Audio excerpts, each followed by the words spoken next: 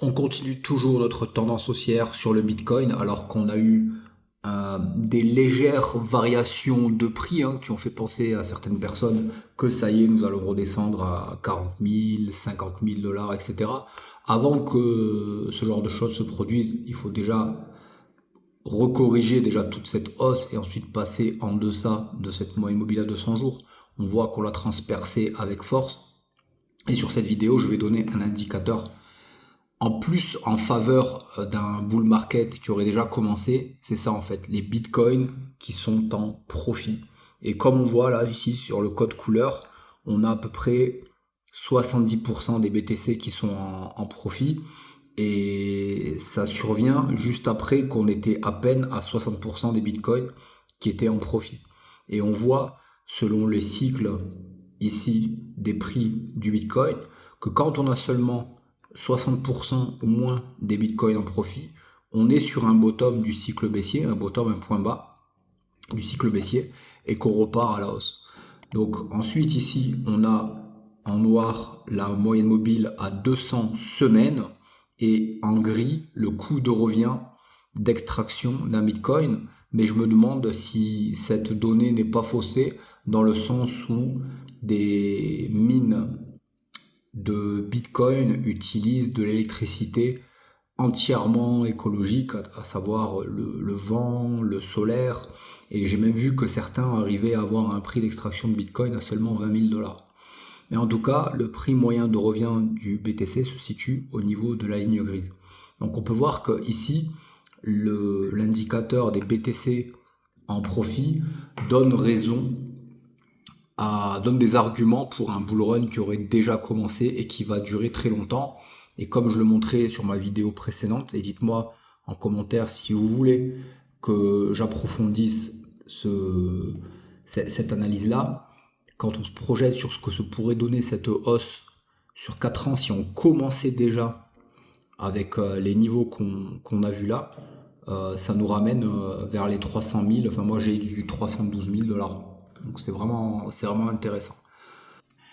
Et pour tout ce qui concerne le marché baissier, on a des arguments comme ça, où on serait dans un bull trap sur ces niveaux-là et on irait chercher les 46 000 dollars. Alors ça c'est le genre de tweet qu'on voit passer sur la plateforme.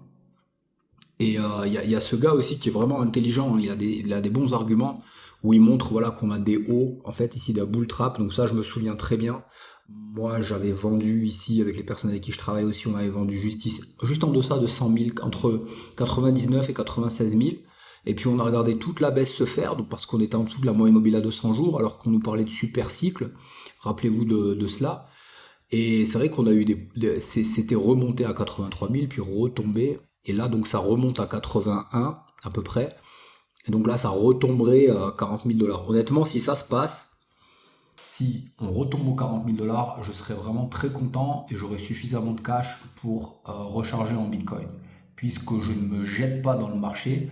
Et comme je l'explique dans ma stratégie dévoilée lors de la dernière vidéo que je vous invite à voir, j'injecte du cash petit à petit. Si on passe en dessous de la moyenne mobile à 200 jours, je stoppe et je regarde jusqu'où on va descendre. Ok.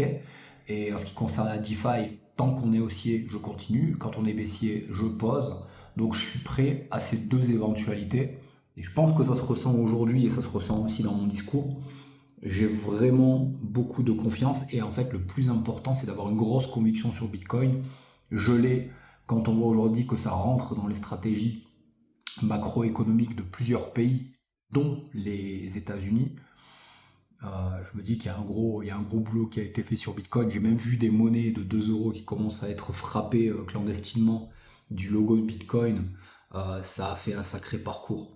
Et j'ai même vu un post qui fait sens aussi au sujet de la crypto-monnaie qui disait que la finance traditionnelle allait manger l'industrie de la crypto-monnaie. Et c'est l'inverse qu'il se passe, puisque aujourd'hui, les actifs de la bourse traditionnelle sont négociables sur la blockchain 24 heures sur 24, 7 jours sur 7, parce que la bourse traditionnelle s'arrête le vendredi vers 17 heures je crois, aux heures locales, et on ne reprendra que le lundi matin, alors que sur la blockchain, c'est 24 heures sur 24, 365 jours par an.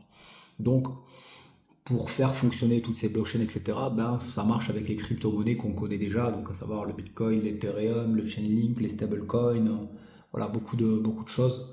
Donc il y a une grande conviction sur cette technologie, etc.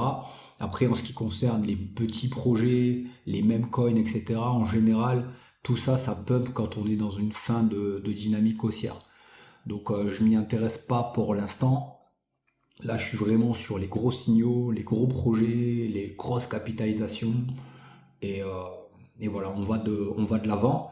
Et puis en ce qui concerne la DeFi, ben, ça se passe bien. On continue à accumuler des commissions sur les volumes effectués sur la finance décentralisée. Donc le prix stagne ici entre... donc il n'arrive pas à passer les 81 000, hein, il semble, hein.